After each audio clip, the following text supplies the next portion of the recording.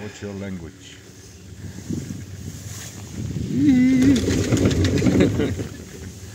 На мама сладките. Неандерталец, да.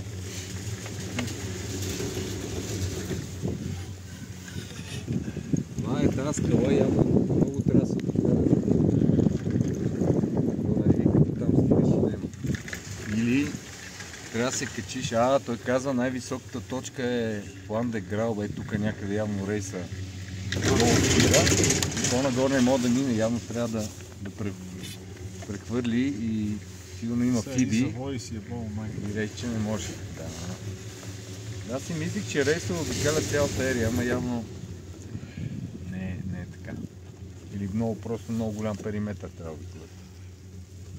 То сигурно ще пътува много време. Аз ако го фана до някъде ще отива, там друг ще фана, там трети и сигурно ще 3 часа.